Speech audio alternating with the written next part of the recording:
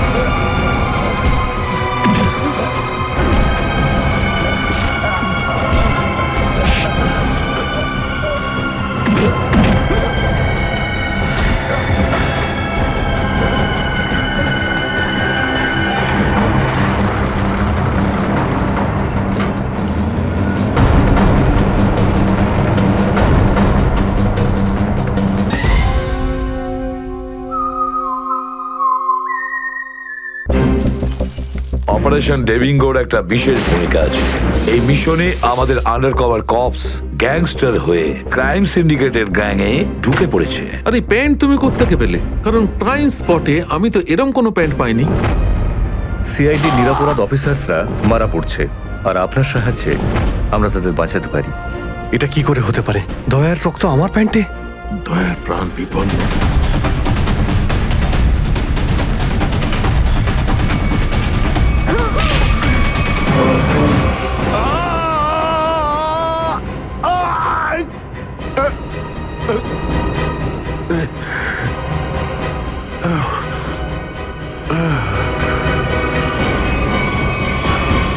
Sir, শহরে যত toll plaza রয়েছে সব জায়গায় খোঁজ নিয়েছি।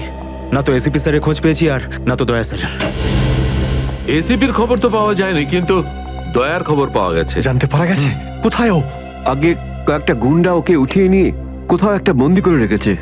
ওর অবস্থা ভীষণই খারাপ। ইনি ডক্টর প্রমোদ। নমস্কার। গুন্ডারা জোর করে তুলে নিয়ে গেছিল। অ্যাকচুয়ালি দয়ার পিঠে গুলি লেগেছিল, যেটা গুন্ডারা এনাকে দিয়ে বার করিয়েছে। কি? দয়া স্যারের গুলি লেগেছে? হ্যাঁ। এখন দয়া কেমন আছে? ও বিপদমুক্ত তো? কিছু বলতে পারবো না। আমি তো গুলিটা তো বের করেছি, কিন্তু ওখানকার পরিবেশ যেরকম কোনো রোগীর জন্য একদমই ভালো না। আপনার তো কিছু নিশ্চয়ই মনে আছে ডাক্তারবাবু। কোথায় গুন্ডাদের এই আটাটা? ওরা আমার চোখ দুটো বেঁধে দিয়েছিল, তাই আমি বলতে পারবো না কোথায় আছে। ওখানে গিয়ে তো কাপড় খুলে দিয়েছিল। ওখানে ওদের নিশ্চয়ই দেখেছেন। ওদের মুখটা মনে আছে আপনার? হ্যাঁ, দেখলে চিনতে পারবো। Very good. পঙ্কজ, স্কেচ আর্টিস্টকে ডাকো এক্ষুনি।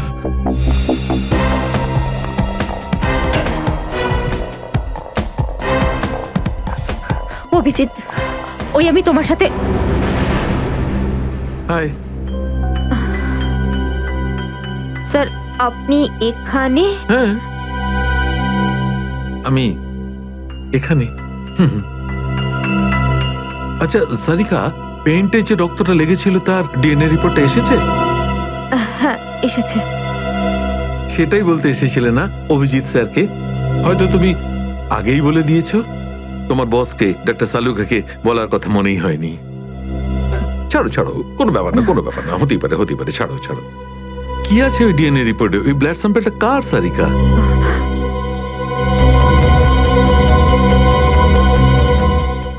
দয়া স্যারের। দয়ার? দয়ার?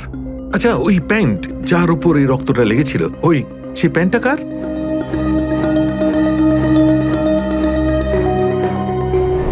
এটা কি করে হতে পারে? দয়ার রক্ত আমার প্যান্টে? অভিজিতের। এত দূর যখন চলেই এসেছো, তোমাকে কি এমনি এমনি চলে যেতে দেবো আমি? বারে বা, একেই বলে গঙ্গা জলে গঙ্গা পুজো করা। কেতন, খুব জল তেষ্টা পেয়েছে। ডাবের জল খাই না, চলো না। দাদা আসছি। কেতন! আরে না না না, কেন? ছাড়ো। চলো না প্লিজ। কেতন! কেতন! বাকি শপিং না অন্য কোনো দিন করো, চলো বাড়ি যাই। না না, আমি এখনই শপিং করব। অন্যদিন কেন? আরে বোঝার চেষ্টা করো না, আমার শরীর খারাপ। প্লিজ প্লিজ না, বোঝার না, চেষ্টা এক্ষুনি। করো। আমি বলছি প্লিজ না, এক্ষুনি। কথা শোনো আমার। কেতন! কি আপনি? কোথায় ছিলে তুমি কেতন? কে এটা? আমি কি করে জানবো? আমি চিনি না এনাকে। তুমি আমাকে চেনো না? নিজের সিমিকে চিনতে পারছো না কেতন? দেখুন দিদি, আপনি কিছু একটা ভুল করছেন। উনি কেতন নয়, উনি আমার স্বামী জয়। আমি আমার স্বামীকে চিনতে একটুও ভুল করিনি। এ আমার কেতনই। হয়তো আপনার স্বামীকেও ঠিক আমার মতনই দেখতে। আমার নাম তো জয়, জয় ধনকিশোর। এই দেখুন আমার ড্রাইভিং লাইসেন্স। তোমরা পুলিশরা এই ডুপ্লিকেট ড্রাইভিং লাইসেন্স ইজিলি বানাতে পারো, আমি সব জানি। কিন্তু তুমি এরকম কেন করছো? পুলিশ? দিদি, উনি পুলিশে চাকরি করেন না, উনি তো একজন মার্কেটিং ম্যানেজার। ইনি মার্কেটিং ম্যানেজার নন, আমার স্বামী একজন পুলিশ অফিসার। 6 বছর আগে একটা ডিউটির জন্য গেছিল, আর আজ অবধি ফেরত আসেনি। 6 বছর আগে? হ্যাঁ। আপনাদের বিয়ে কবে হয়েছে? 5 বছর আগে। তুমি আমার উপর সন্দেহ করছো, তাও আবার একজন অপরিচিত মহিলার কথায়। চলো। কেতন, কেতন দাঁড়াও, কেতন।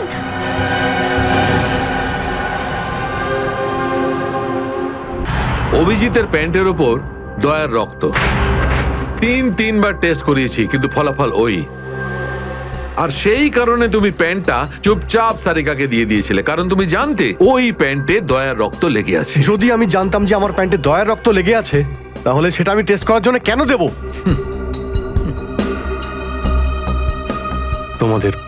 তোমাদের এটা মনে হচ্ছে না তো যে দয়ার এই অবস্থার জন্য আমি দায়ী? আচ্ছা ঠিক আছে, মেনে নিলাম।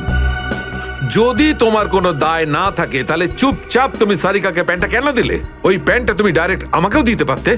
দিতে পারতাম স্যার, কিন্তু সব সময় আপনি আমার বিরুদ্ধে কথা বলেন। আমাকে ছোট করার কোনো সুযোগই আপনি ছাড়েন না। এই জন্য ওই প্যান্টটা আমি আপনাকে দিইনি। আর সেই কারণে সিনিয়র ইন্সপেক্টর অভিজিৎ, তুমি এটাও বলনি যে যখন দয়া আহত হয়েছিল তুমি নিজে সেখানে উপস্থিত ছিলে।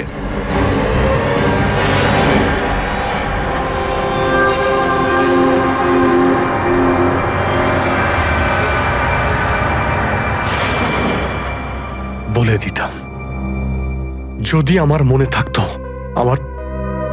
আমার এখনো কিছু মনে নেই যে ওই রাতে কি হয়েছিল। ওয়াইসি, আপনার মনেই নেই যে ওই রাতে কি হয়েছিল?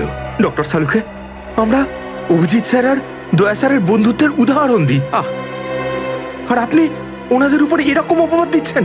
হ্যাঁ স্যার, অভিজিৎ স্যার নিজের জীবন দিয়ে দেবেন, কিন্তু দয়া স্যারের ওপর একটা আঁচল লাগতে দেবেন না।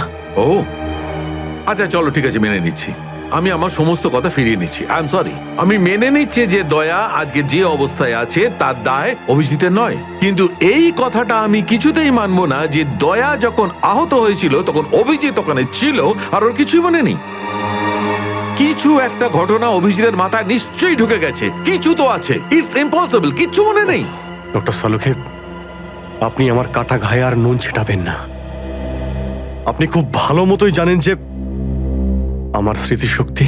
জানি অভিজিৎ, আমাকে মনে করিয়ে দেওয়ার চেষ্টা করো না। আমি ভালো করে জানি অভিজিৎ, যখন সিনিয়র ইন্সপেক্টর অভিজিৎ কোনো প্রবলেমের মধ্যে পড়ে তখন ওর কাছে একটা মস্ত বড় হাতিয়ার আছে, ওর স্মৃতিশক্তি। প্লিজ সালুকে স্যার, আপনি অভিজিতের integrity. Hold on doctor Sarika, ইন্টিগ্রিটির পাঠ তুমি আমাকে পড়াতে এসো না। তুমি সিআইডির সবচেয়ে বড় নিয়ম ভেঙেছো, আমাদের কাছ থেকে এইরকম একটা বড় প্রমাণ লুকানোর। আন্ডারস্ট্যান্ড? ইন্টিগ্রিটি। স্যার, ওই দিন রাতের এমন কোনো কথা যেটা আপনার মনে আছে? যাই হোক,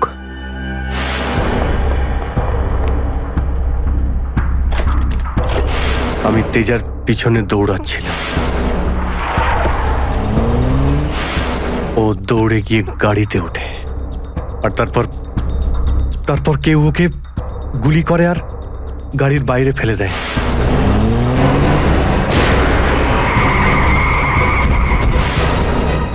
যখন আমি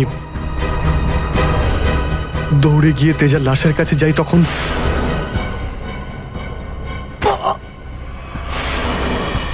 কেউ আমার ঘাড়ের কাছে কিছু একটা সূচের মতো। তারপর আমি অজ্ঞান হয়ে যাই। আর তার পরের দিন যখন আমার চোখ খোলে, আমি দেখলাম যে আমি রাস্তার পাশে পড়ে আছি। তার মধ্যে কি হয়েছে আমার কিচ্ছু মনে নেই, আমার কিচ্ছু মনে নেই। ঠিক আছে, কোনো ব্যাপার নয়। ওই রাতে এক্স্যাক্টলি কি হয়েছিল সেটা জানা যাবে এই গুলিটার মারফত। এটা সেই গুলিটা যেটা দয়ার পিঠ থেকে বার করেছিলেন ডক্টর প্রমোদ। আর এই গুলিটার ব্যালিস্টিক রিপোর্ট থেকেই বার করা যাবে যে আসলে এই গুলিটা কার বন্দুক থেকে ছোঁড়া হয়েছিল। Sarika, come with me. Doctor Pramod, 1 minute. আপনি স্কেচ বানাতে হেল্প করবেন, আর আমি আপনাকে কয়েকটা প্রশ্ন করতে চাই। হ্যাঁ, জিজ্ঞাসা করুন। ডক্টর প্রমোদ, আপনাকে ওই গুন্ডারা কোথা থেকে কিডন্যাপ করেছিল? প্রতাপনগর থেকে। আর তারপর আপনার চোখে কাপড় বেঁধে দেয়। আগে ওর পরে গাড়িতে বসে ওদের আড্ডায় নিয়ে যায়। আড্ডায়? আচ্ছা, আড্ডাতে পৌঁছাতে আপনার কতক্ষণ লেগেছিল মনে আছে? 40-45 মিনিট। 40-45 মিনিট। এটা ঠিক কটার সময়? রাত তখন এই 10:30টার মতন। রাত 10:30টা? ওই সময় তো প্রতাপনগরে খুব একটা ট্রাফিক থাকে না, রাস্তা ফাঁকাও থাকে। শ্রেয়া, শহরের ম্যাপটা নিয়ে এসো, আর সেই সব জায়গা লিস্ট বানাও যেখানে প্রতাপনগর থেকে যেতে 45 মিনিট সময় লাগে। শ্রেয়া, কি হলো? শহরের ম্যাপটা নিয়ে এসো তাড়াতাড়ি। সরি স্যার, আমার শরীরটা ভালো লাগছে না, এক্সকিউজ মি।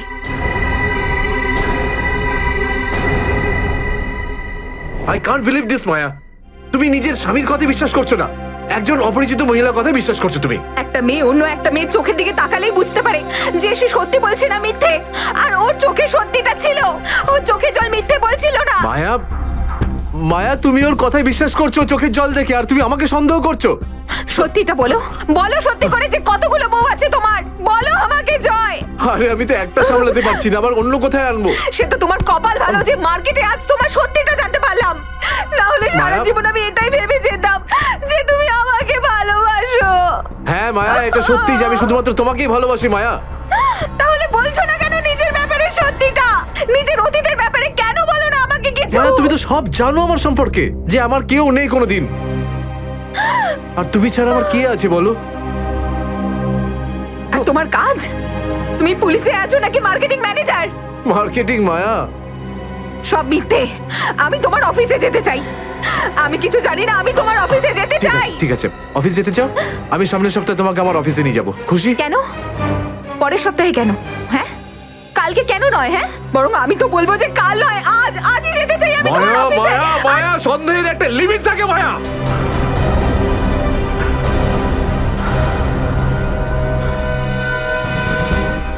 ঠিক আছে মায়া, আই এম সরি মায়া, আমি তোমাকে অফিসে নিয়ে যাবো। মিথ্যে কথা বলার একটা লিমিট আছে জয়, ওরফে কেতন। মায়া, যতক্ষণ না তুমি আমাকে সত্যিটা বলছো, আমার সাথে কথা বলতে আসবে না তুমি। Maya, listen to me Maya, please শোনো মায়া। মায়া, মায়া, দরজা খোলো মায়া।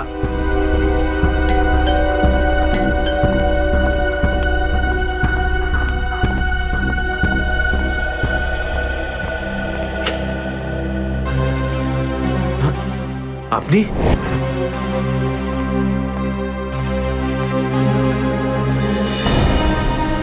কেতন, মিশনের কাজটা থামিয়ে দাও আর এই মুহূর্তে এখান থেকে চলে যাও। না স্যার, আমি এই মিশনের জন্য আমার জীবনে 6টা বছর দিয়েছি স্যার।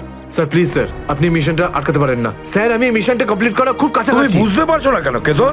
তোমার জীবন কতটা বিপন্ন তুমি জানো? আর তাছাড়া আমি অন্যান্য অফিসারদের এইভাবে মরে যেতে দেবো না। 4টের সময় গোলমা বাস স্ট্যান্ডে অপেক্ষা করবে। That's an order. Sir, sir please sir, sir please. Sir, সব মিলিয়ে 4টে এমন জায়গা রয়েছে যেটা প্রতাপনগর থেকে 45 মিনিটের দূরত্বে রয়েছে। এটা হচ্ছে ভিকে রোড, যেখানে কল সেন্টার্স আর অফিসগুলো রয়েছে। এটা সেই জায়গাটা হতে পারে না। আর এই পশ্চিমে শ্যামনগর স্যার, এখানে বেশিরভাগ সব ফ্ল্যাট স্যার। ডক্টর প্রমোদ, আপনার ঠিক মনে আছে যেখানে আপনাকে নিয়ে গেছিল সেই জায়গাটা বাংলো বা ফ্ল্যাট ছিল না? হ্যাঁ, পুরনো কোনো এলাকায়। এখন তাহলে বাকি রইল সাউথ আর ইস্ট। এই সাউথের দিকে চিত্রকূটনগর, আর ইস্টে বিদ্যাধরনগর। চিত্রকূট নগরে তো অনেক দোকান রয়েছে, আর বিদ্যাধরনগর। এখানে তো অনেক স্টুডিও রয়েছে, ফিল্মের শুটিং হয় এখানে। আরে শ্রেয়া, আচ্ছা এখন তোমার শরীর কেমন আছে? আমি ঠিক আছি স্যার, থ্যাংক ইউ।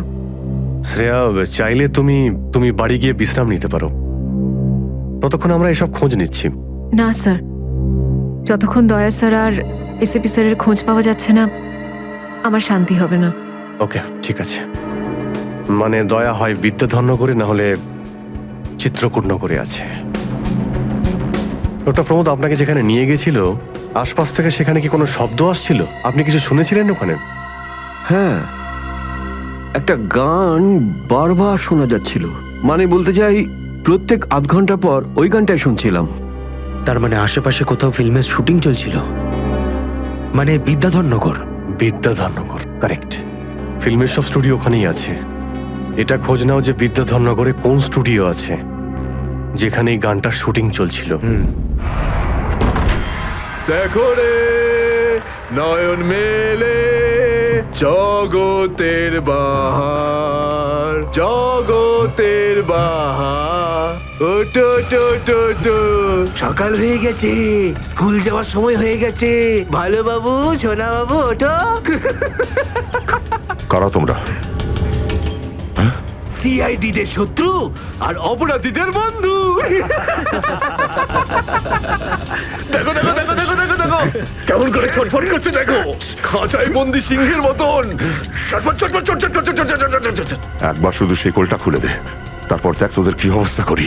না না না না না, আমরা কি মরতে চাই নাকি যে তোমার হাত খুলে দেবো? আরে আমরা তো শুধু এটা বলতে এসেছিলাম যে তোমার সাথে সাথে তোমার পুরো সিআইডি টিমের এবার সর্বনাশ হতে চলেছে। সর্বনাশ। অনেক দেখেছি তোদের মতন সিআইডির সর্বনাশ করার লোক। আজ তারা কোথায় আছে কেউ সেটা জানে না। তুমি আমাদের এতটা বোকা আর দুর্বল ভাবতে যেও না, কারণ আমাদের বস এত চালাক, এতটাই চালাক যে সিআইডির ছায়াও ওর কাছে পৌঁছাতে পারবে না। আমার কথা শোন, গিয়ে তোর বসকে বলে দে কাউন্ট ডাউন শুরু করে দেয় যেন ও বাঁচবে না আর, বাঁচবে না আরো। কি ব্যাপার তোমাদের ভাই, তোমাদের এই সিআইডি অফিসারদের এই ব্যাপারটা আমার দারুণ ভালো লাগে। মৃত্যুর মুখে বসেও ডায়লগ মারতে ছাড়ো না তোমরা। দয়া, তোমার সঙ্গে দেখা করে খুব ভালো লাগলো। Good bye.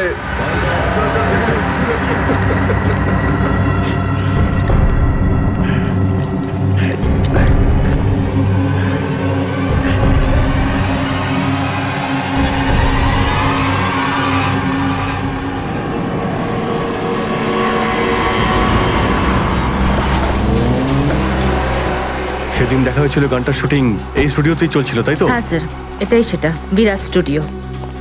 দয়াকে এখানেই হয়তো কোথাও রেখেছে।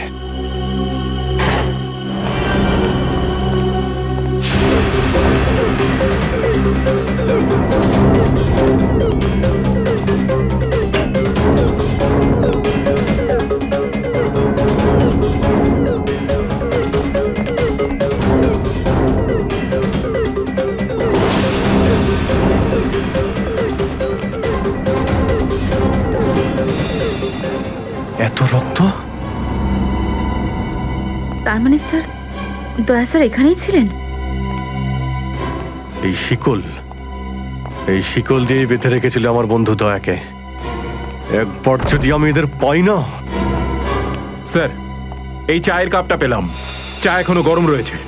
যা গরম আছে তার মানে হলো ওরা এখান থেকে বেশি দূর যায়নি।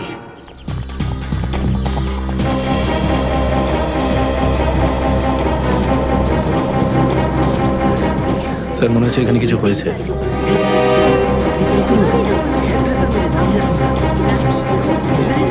সরে যান প্লিজ, সরে যান, সাইড দিন, আমরা সিআইডি থেকে এসেছি।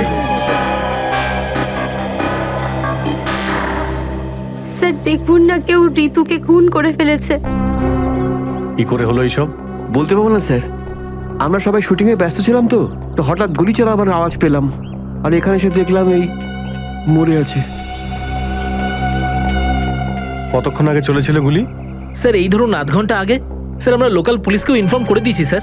ঠিক আছে, আপনারা একটু এখান থেকে পিছিয়ে যান একটু।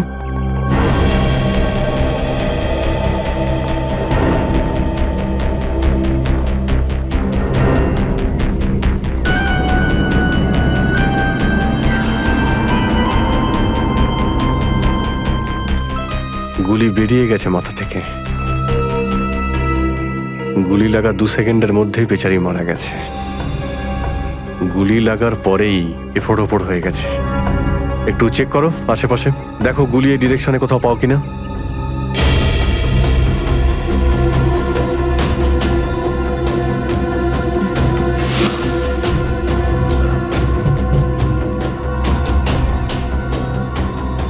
এই বিচারে এইভাবে এখানে বসেছিল, পিছন থেকে কেউ গুলি করলো আর এইভাবে উল্টে পড়ে যায়। আর এই আঘাত, এটা আবার কি ব্যাপার?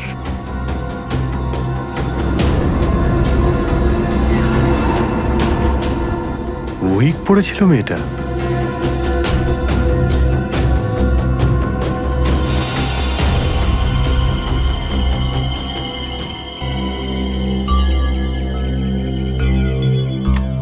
স্যার, হ্যাঁ পুরবি, গুলি পেয়ে গেছি।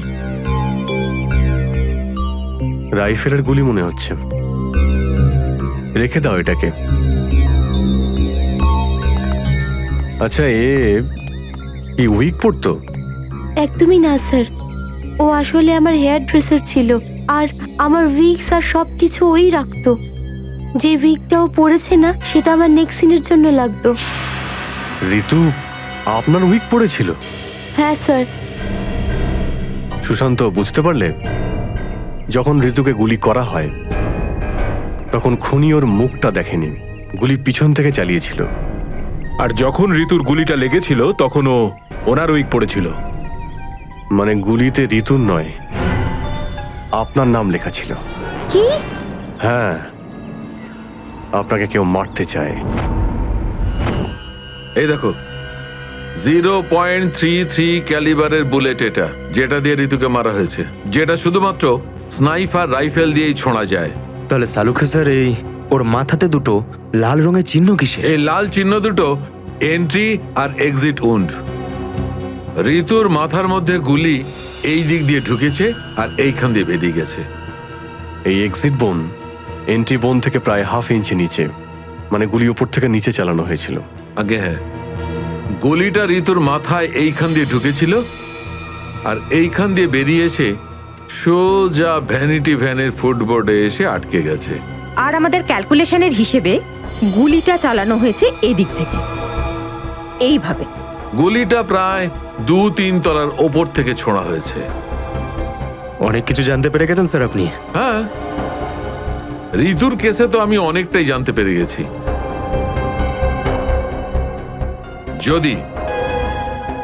যদি আমি এইটা জানতে পারতাম যে দয়া আর আমার অন্যান্য অফিসারদের মধ্যে কি হয়েছিল, কিন্তু আফসোস, যে লোকটি এই কথাটা বলতে পারতো সে বলতেই চাইছে না। আপনি কি বলতে চাইছেন যে আমি কি বলছি না? মনে থাকলে তো বলবো। আপনি সবসময় আমার বিরুদ্ধে বাজে অভিযোগ করেন। না অভিজিৎ, সালুকে কারোর ওপর কখনো বাজে অভিযোগ করে না। ডক্টর সালুকে প্লিজ, আপনি কি please? Please sir, Saluke sir please, আমরা কি এখন শুধুমাত্র ঋতুর কেসটা নিয়ে কথা বলতে পারি? ঋতুর কেসে আমি যতটা জানতে পেরেছি আমি সবটাই বলে দিয়েছি। ব্যাস, এখন আমার অপেক্ষা শুধুমাত্র একটা প্রমাণের জন্য, যা দিয়ে আমি জানতে পারবো দয়ার সঙ্গে কি ঘটেছিল। That's it. দেখলে, এই জন্য আমি তোমাকে বলেছিলাম যে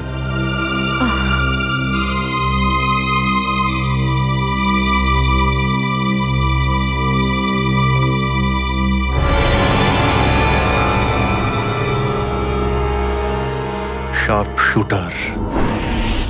স্যার আমি বলছি না, শেষ 1 সপ্তাহ এখানে কোনো শুটিং হয়নি, তাই এখানে কারো আসার প্রশ্নই ওঠে না। মানে গত 1 সপ্তাহ ধরে তুমি ছাড়া এই স্টুডিওতে আর কেউ আসেনি? আগে না স্যার। তার মানে গুলি তুমি চালিয়েছো? আমি গুলি কি করে চালাবো? আমার তো দীপাবলির বাজিতেও ভয় লাগে। তাহলে ভালো করে ভেবে উত্তর দাও। কেউ না কেউ তো গিয়েছিল 2nd ফ্লোরে। হ্যাঁ স্যার, একজন প্লাম্বার এসেছিল ওই পাইপ ঠিক করতে। সেকেন্ড ফ্লোরে হ্যাঁ স্যার। নিয়ে চলো সেখানে, চলো।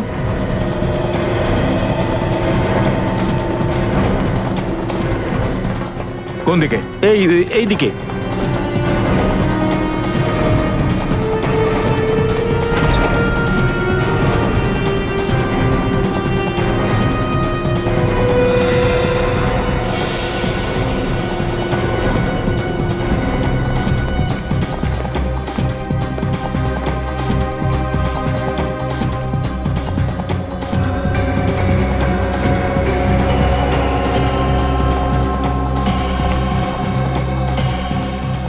এখান থেকে ঋতু ওখানে ছিল, আর শার্প শুটার গুলি সম্ভবত এখান থেকেই চালিয়েছে।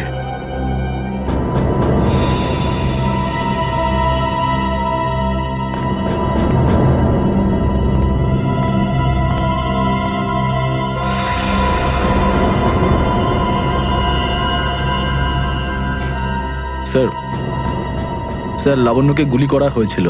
এই হলো ওই গুলিটার শেল। তুমি স্যার, স্যার এতে আমার কোনো দোষ নেই স্যার। স্যার প্লিজ আমার বিরুদ্ধে কোনো কমপ্লেন করবেন না, আমার চাকরি চলে যাবে, প্লিজ প্লিজ। ভয় পেও না। আচ্ছা আমাকে এটা বলো, ওই প্লাম্বারের মুখটা দেখেছিলে তুমি? স্কেচ বানাতে পারবে? স্যার আসলে কি বলুন তো, আমি না চশমা ছাড়া কিছু দেখতে পাই না। আর ও যখন এসেছিল তখন আমার চশমা কোথাও হারিয়ে গিয়েছিল, আর আমি চশমাটাই খুঁজছিলাম। এই লাবণ্যর কোনো না কোনো শত্রু তো নিশ্চয়ই আছে, নইলে কেউ ওকে মারার চেষ্টা কেন করবে? এই লাবণ্য ঠিকুজি বের করেছি স্যার, ওর কারোর সাথে কোনো শত্রুতা ছিল না। হ্যাঁ স্যার, ফ্লপ হচ্ছিল ওর সব ফিল্ম। তাহলে এরকমও হতে পারে না যে অন্য কোনো অভিনেত্রী হিংসা বা ঈর্ষার কারণে ওকে মারার চেষ্টা করে থাকবে। লাবণ্য খুব বড় লোক নয় যে টাকা পয়সার জন্য ওর উপরে কেউ হামলা করবে। স্যার হতে পারে সত্যি এই গুলিটা ঋতুর উপরে চালানো হয়েছে, লাবণ্যের উপর নয়। আচ্ছা তোমরা কি ঋতুর ব্যাপারে ইনফরমেশন বের করেছো? হ্যাঁ স্যার, ঋতুরও কারোর সাথে কোনো শত্রুতা ছিল না। এমন কোনো না কোনো ব্যাপার আছে যা আমরা ঠিকমতো দেখতে পাচ্ছি না। এই লাবণ্যের যে আর্টিকেলগুলো আমরা পেয়েছি এর মধ্যে কোনো না কোনো ব্যাপার নিশ্চয়ই আমরা পাবো যার সঙ্গে কেসের কোনো না কোনো সম্পর্ক আছে। স্যার, স্যার এটা 3 দিন পুরনো পেপার। এতে নিউজ আছে যে লাবণ্য জিনিসপত্র চুরি হয়েছিল ব্লু ইভ রিসর্ট থেকে। লাবণ্যের জিনিসপত্র চুরি হয়েছিল ব্লু ইভ রিসর্ট থেকে?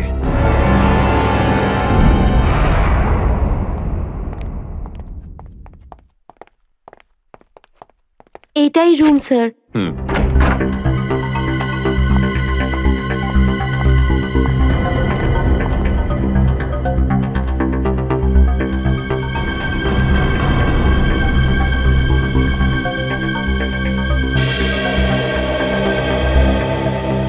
এই ঘর থেকেই আপনার জিনিসপত্র চুরি হয়েছিল?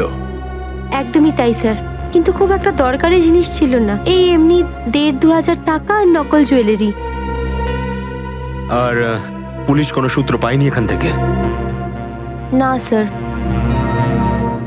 কিন্তু চোর এখানে আসলো কি করে? জানলা দিয়ে, এসির জায়গা দিয়ে নাকি? স্যার দরজা থেকে এসেছিল।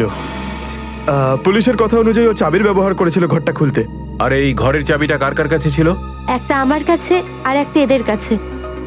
ও মানে হোটেলের কোনো ভেতরের লোকের কাজও হতে পারে। ম্যাডাম আপনি এসব কি বলছেন? 15 বছর পুরনো আমাদের হোটেল। আমরা খুব সৎভাবে কাজ করে এখানে গুডউইল বানিয়েছি, আর আমাদের হোটেলের কোনো লোক এটা করতে পারে না। হয় এই কাজটা কোনো হোটেলের ভেতরের লোকই করেছে, অথবা কোনো বাইরের লোক এই চাবি চুরি করে চাবির ডুপ্লিকেট বানিয়ে নিয়েছে। আর এই দুটো সিচুয়েশনেই তোমাদের হোটেল দায়ী, বুঝলে কিছু? ছেড়ে দিন না স্যার, এই ছোটখাটো চুরির জন্য কেন ওদের ডিস্টার্ব করছেন? লাবণ্য দেবী, এই জিজ্ঞাসাবাদ আমরা আপনার জিনিসপত্রের জন্য করছি না, বরং এটা তাকে ধরার জন্য করছি যে আপনাকে মারতে চাইছে। কারণ আমাদের মনে হয় যে এই চুরির সম্পর্কের সাথে আপনার উপর প্রাণঘাতী হামলার সাথে থেকে থাকতে পারে। সেই কারণে একটু ঠিক করে মনে করে বলুন, আর কোনো বিশেষ জিনিস বা কোনো দামি জিনিস যেটা চুরি হয়েছে? হ্যাঁ, আমার তো না, কিন্তু আমার হেয়ার ড্রেসার ঋতুর জিনিস চুরি হয়েছিল। আর তারপর ওর হঠাৎ করে মুড অফ হয়ে গেছিল আর ও খুব কাঁদছিল। এমন কি জিনিস চুরি হয়েছিল ওর? একটা অদ্ভুত শোপিস ছিল। শোপিস? হ্যাঁ, আমিও অবাক হয়েছিলাম ভেবে যে একটা শোপিসের জন্য এত ভেঙে পড়ার কি আছে। আর আমি ওকে বলেও ছিলাম যে আমি ওকে একটা নতুন শোপিস এনে দেবো, কিন্তু হয়তো ওই শোপিসটা ওর জন্য খুব দামি ছিল। খুব দামি শোপিস ছিল? না না, ওই ট্রিপোলিয়াম বাজারে যে চাইনিজ শোপিসের দোকানগুলো আছে না, সেখান থেকেই নিয়েছিল। ওই হবে 700-800 টাকার মতো। ত্রিপোলিয়া বাজারে চাইনিজ জিনিসপত্রের দোকান।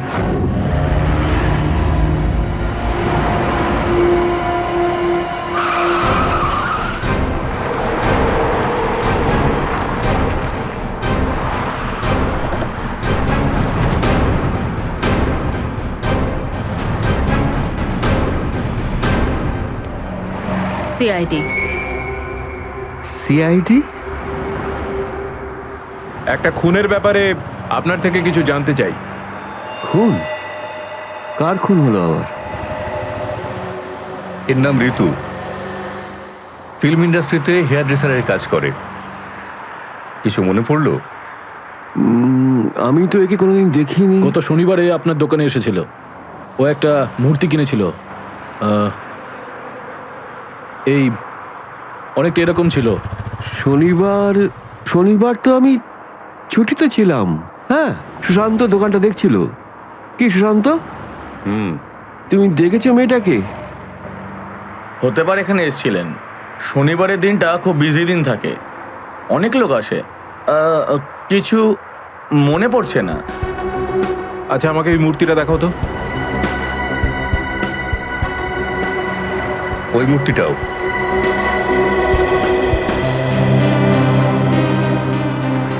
এরকম আর কটা পিস আছে আপনার দোকানে? এই 15-20টা হবে। কি সুশান্ত? হ্যাঁ,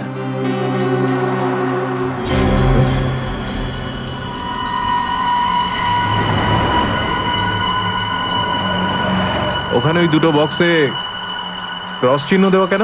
আরে আরে ওটা তো ডিফেক্টিভ পিস। এগুলো ফ্যাক্টরিতে রিটার্ন যাবে, আপনার কোনো কাজে আসবে না। সেটা এক্ষুনি জানতে পারা যাবে। দেখাও ওটাকে,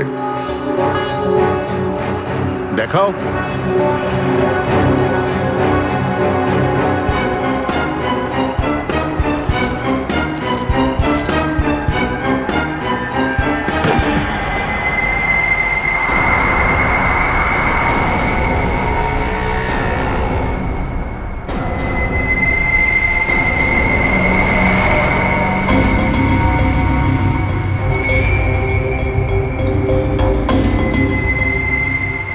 তো এসব ড্রাগসের ব্যাপার। ঋতু কেউ এরকমই শোপিস বেচেছিলে? সুশান্ত, তুমি আমার দোকানে থেকে ড্রাগসের কারবার করতে? এবার বন্ধ করো এই নাটকটা। অ্যারেস্ট করো এই দুজনকে। আসুন, আসুন, পরে দেখছি। চল, তোকে বোঝাচ্ছি, চল স্যার, আমি কিছু করিনি স্যার। চল।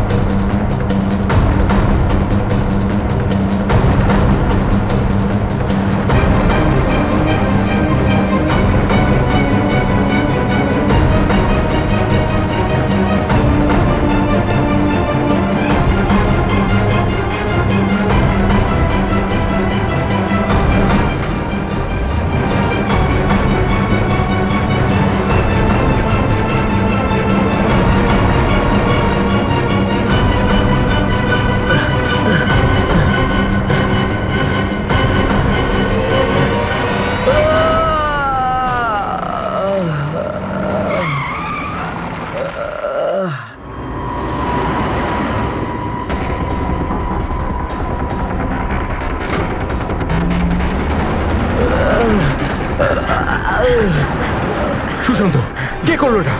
বলো সুশান্ত, উত্তর দাও। হ্যাঁ বলো, বলো সুশান্ত, কে করলো এটা? সুশান্ত,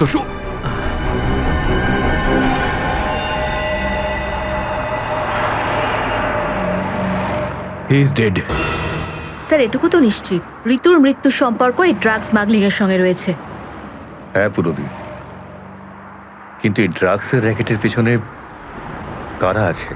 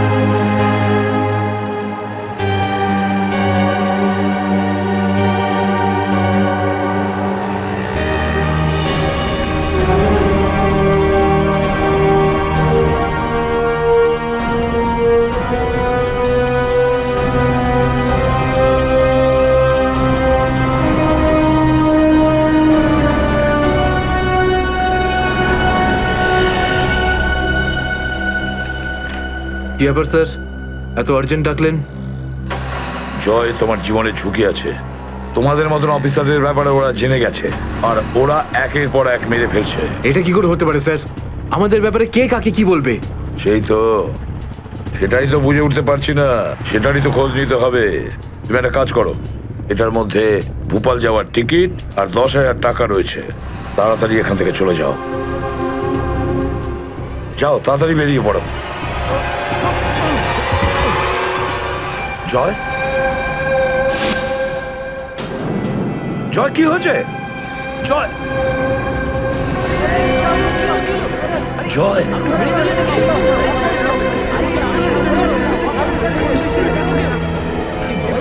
মাই গড,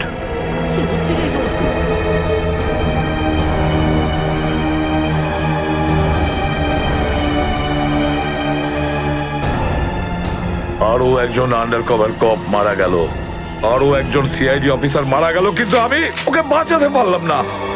ক্রাইম স্পটের ব্যালিস্টিক রিপোর্ট এসে গেছে। প্রথম গুলিটা চলে কালুর ওপর, অভিজিতের বন্দুক থেকে। দ্বিতীয় গুলিটা চালানো হয়েছিল ভিকুর ওপর, দয়ার বন্দুক থেকে।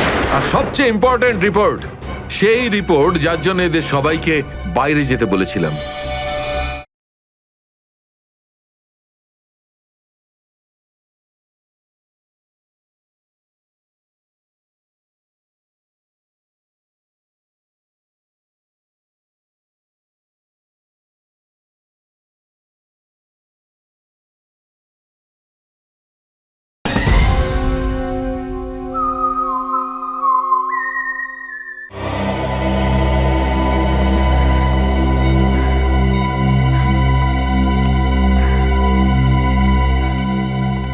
দয়া স্যারের ফোনটা কেন লাগছে না?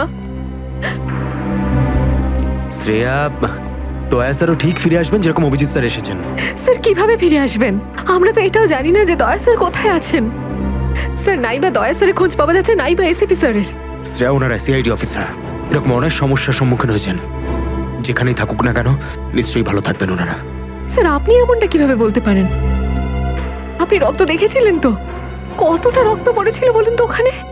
আর ওই গুলিটা, যে গুলিটা দয়া স্যারের শরীর থেকে বেরিয়েছিল। হ্যাঁ শ্রেয়া, আমি সবকিছু দেখেছি, কিন্তু তার মানে এটা তো নয় যে সিআইডি অফিসাররা মারা যান না। স্যার, হ্যাঁ স্যার আপনি ঠিক আছেন তো? স্যার কাল থেকে আপনাকে ফোনে পাচ্ছিলাম না। হ্যাঁ, আমি একটা জরুরি কাজে ব্যস্ত ছিলাম। এমন একটা টপ সিক্রেট কাজ ছিল, কাউকে বলতে পারিনি, এমনকি তোমাদেরও নয়। স্যার কি? স্যার দয়া স্যারের কোনো খোঁজ পাওয়া যাচ্ছে না। দয়া স্যারের কোনো খোঁজ পাচ্ছ না মানে? স্যার দয়া স্যার নিখোঁজ। কিন্তু গেল কোথায় ও?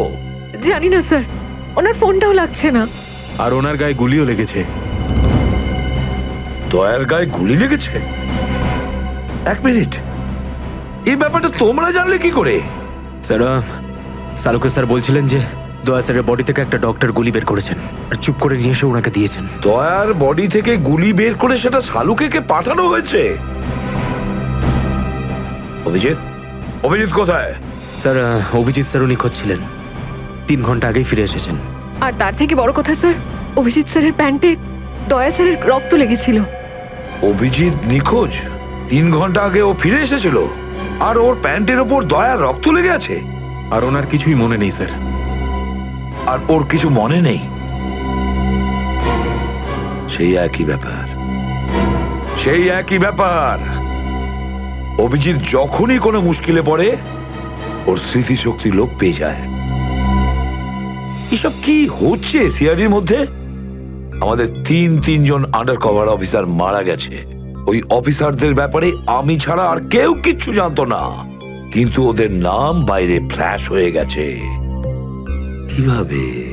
স্যার এই কথাটা যদি শুধু আপনি জানতেন তাহলে। সেটাই তো বলছি আমি সচিন, সেটাই তো বুঝে উঠতে পারছি না এসব কি করে হলো, কিভাবে হলো। এটার একটাই মানে দাঁড়ায় সচিন, আমাদের মধ্যেই কেউ একজন আছে যে আমাদের সঙ্গে বেইমানি করছে, আমাদের সাথে বেইমানি করছে। একজন বেইমান আছে। আর স্যার একটা কথা আরো, একজন হেয়ার ড্রেসার খুন হয়ে গেছে স্যার। Hair dresser? হ্যাঁ স্যার, শুটিং চলাকালীন ওকে খুন করা হয়েছে। স্যার মনে হচ্ছে এই খুনটা ড্রাগসের কারণে হয়েছে। আর স্যার তদন্ত করতে করতে একটা লোক পর্যন্ত পৌঁছেছি, কিন্তু শেষে ও মারা যায়। আর স্যার ওর পকেট থেকে আমরা এই কাগজটা পেয়েছি। স্যার এটার উপরে কিছু নাম্বার লেখা রয়েছে। 1856372459, 1835672345। আমার মনে হয় সচিন এটা কোনো টেলিফোন বা মোবাইলের নাম্বার নয়, এই নাম্বারটা অন্য কিছু। এই নাম্বারটা অন্য কিছুরই হবে, কিন্তু কি, কিসের নাম্বার হতে পারে এটা? ক্রাইম স্পটের ব্যালিস্টিক রিপোর্ট এসে গেছে। প্রথম গুলিটা চলে কালুর ওপর, অভিজিতের বন্দুক থেকে। দ্বিতীয় গুলিটা চালানো হয়েছিল ভিকুর ওপর, দয়ার বন্দুক থেকে। আর সবচেয়ে ইম্পর্টেন্ট রিপোর্ট, সেই রিপোর্ট যার জন্য এদের সবাইকে বাইরে যেতে বলেছিলাম।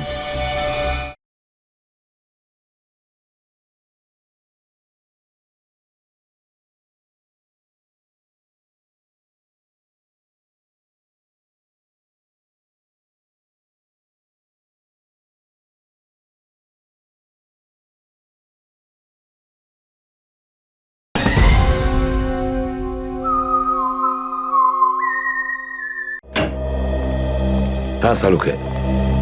আরে এরা তো সব তোমার সঙ্গেই আছে। তোমার অফিসাররা তো তোমাকে খুঁজে খুঁজে হয়রান হয়ে গেল। আমি কোথায় গিয়েছিলাম ওরা জানে। এবার তুমি বলো, এমন কোন কথা আছে যেটা ফোনে বলতে পারোনি? প্রদ্যুমন, এই কথাটা আমরা দুজন আলাদা বলতে পারি না। কেন? এমন কি কথা আছে যে এদের সামনে তুমি বলতে পারছো না? বলতে পারি, কিন্তু ভয় পাচ্ছি।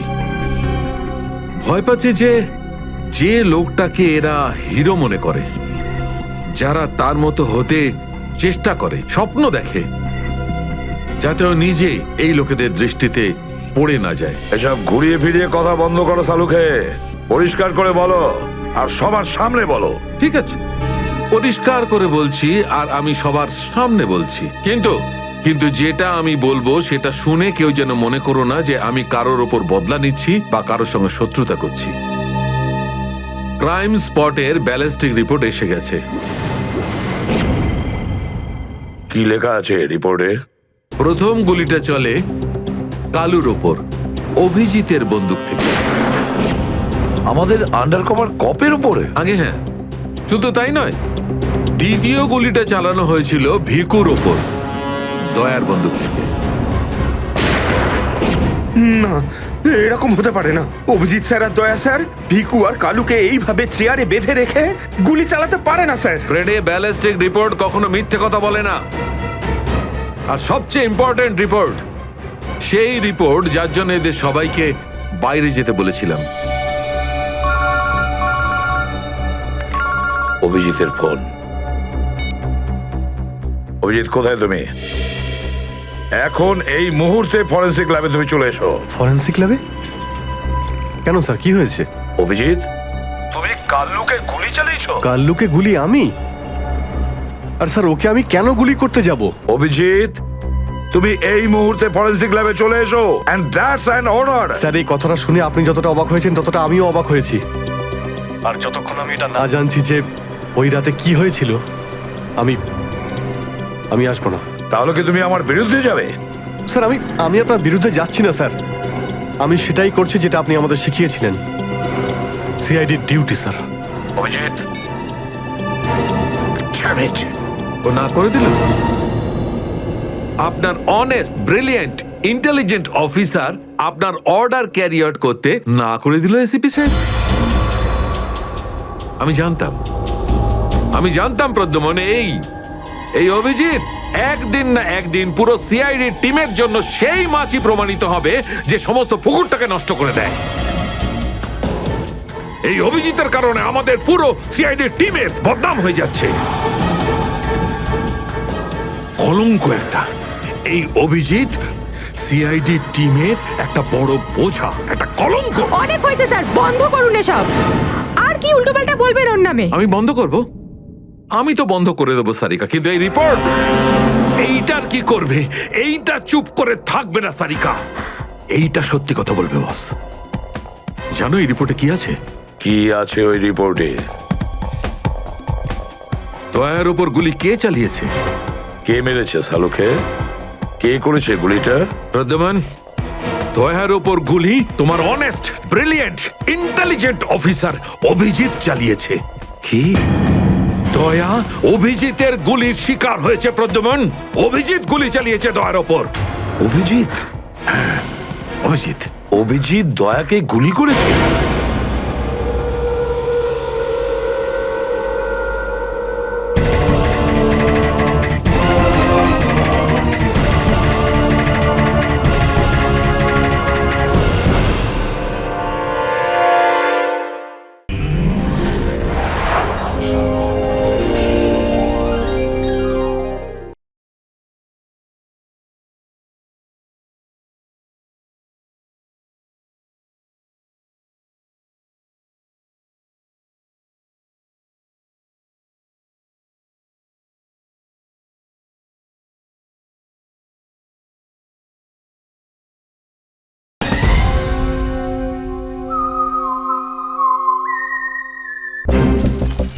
অপারেশন ডেভিঙ্গোর একটা বিশেষ ভূমিকা আছে।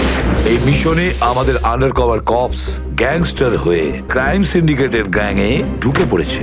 আরে প্যান্ট তুমি কোত্থেকে পেলে? কারণ ক্রাইম স্পটে আমি তো এরম কোনো প্যান্ট পাইনি। সিআইডি নিরাপরাধ অফিসার্সরা মারা পড়ছে, আর আপনার সাহায্যে আমরা তাদের বাঁচাতে পারি। এটা কি করে হতে পারে? দয়ার রক্ত আমার প্যান্টে? দয়ার প্রাণ বিপন্ন।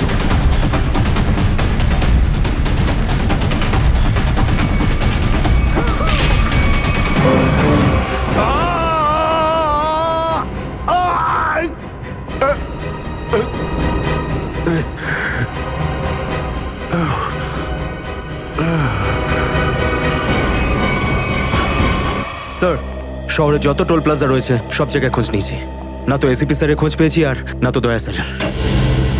এসিপির খবর তো পাওয়া যায়নি, কিন্তু দয়ার খবর পাওয়া গেছে। জানতে পারা গেছে কোথায় ও? আগে কয়েকটা গুন্ডা ওকে উঠিয়ে নিয়ে কোথাও একটা বন্দি করে রেখেছে। ওর অবস্থা ভীষণই খারাপ। ইনি ডক্টর প্রমোদ। নমস্কার। গুন্ডারা জোর করে তুলে নিয়ে গেছিল। অ্যাকচুয়ালি দয়ার পিঠে গুলি লেগেছিল, যেটা গুন্ডারা এনাকে দিয়ে বার করিয়েছে। কি? দয়া স্যারের গুলি লেগেছে? হ্যাঁ। এখন দয়া কেমন আছে? ও বিপদমুক্ত তো? কিছু বলতে পারবো না। আমি তো গুলিটা তো বের করেছি, কিন্তু ওখানকার পরিবেশ যেরকম কোনো রোগীর জন্য একদমই ভালো না। আপনার তো কিছু নিশ্চয়ই মনে আছে ডাক্তারবাবু। কোথায় গুন্ডাদের এই আটাটা? ওরা আমার চোখ দুটো বেঁধে দিয়েছিল, তাই আমি বলতে পারবো না কোথায় আছে। ওখানে গিয়ে তো কাপড় খুলে দিয়েছিল। ওখানে ওদের নিশ্চয়ই দেখেছেন। ওদের মুখটা মনে আছে আপনার? হ্যাঁ, দেখলে চিনতে পারবো। Very good. পঙ্কজ, স্কেচ আর্টিস্টকে ডাকো এক্ষুনি।